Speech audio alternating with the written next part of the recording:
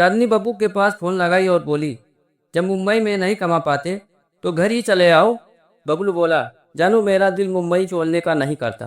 चांदनी बोली, साफ साफ क्यों नहीं कहते कि तेरी कमाई किसी पर्सनल बैंक में जाता होगा।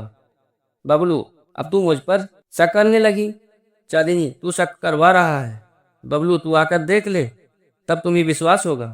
चांदनी, रुक, अगले महीने मेरे भैया भाभी जाने वाले हैं मुंबई, उनके साथ मैं भी आती हूँ। तेरे सहारे पर तो आने लायक नहीं है। बबलू, तू पागल हो गई है, घर छोड़कर मुंबई मत आना, अगले महीने मैं पैसे लगाने वाला हूँ।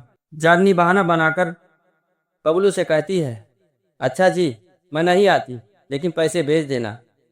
जब चांदनी के भैया भाभी जाने लगे तो चांदनी भी अपने छोटे बच्चे पप्पू के साथ मुंबई चली गई। चांदनी का भाई बबलू का पता बता दिया। अब क्या था, चांदनी और उसकी भाभी बबलू के रहन सहन का पता लगा लिया। अब चांदनी जान पाई पैसा कहाँ जाता है। बबलू एक स्त्री जिसका पति विदेश रहता था, उसी से फंसा था। दिन भर की ड्यूटी के बाद बबलू उसी औरत के घर रात को चला जाता और सुबह को वहीं फिर से ड्यूटी पर चला जाता। एक रात चांदनी और उसकी भाभी दोनों बहाना बनाकर रात के 12 बजे उस औरत के घर गईं तो देखा बबलू और चांदनी एक दूसरे से लिपटे थे। अब चांदनी के पांव से जमीन खिसकने लगी, उसका सर चकराने लगा।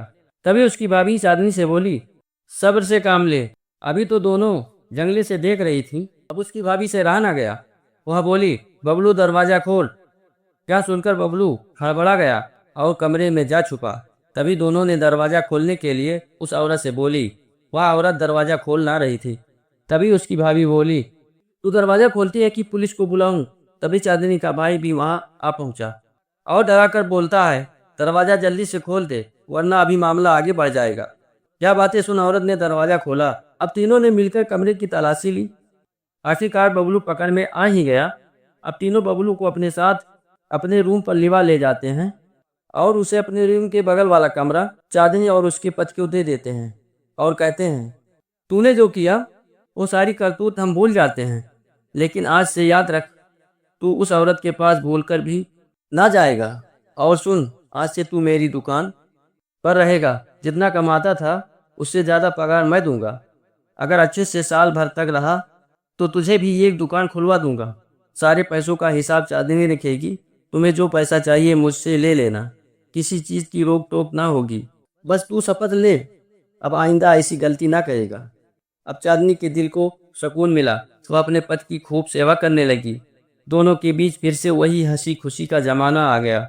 संसार में चाहे पति पथभ्रष्ट हो जाए या पत्नी, तो उसके भ्रष्ट होने का कारण पहले पता लगाना चाहिए, उसके बाद उस कमी को दूर करने की पूरी कोशिश करनी चाहिए ताकि उनका भ्रष्टपन खत्म हो जाए।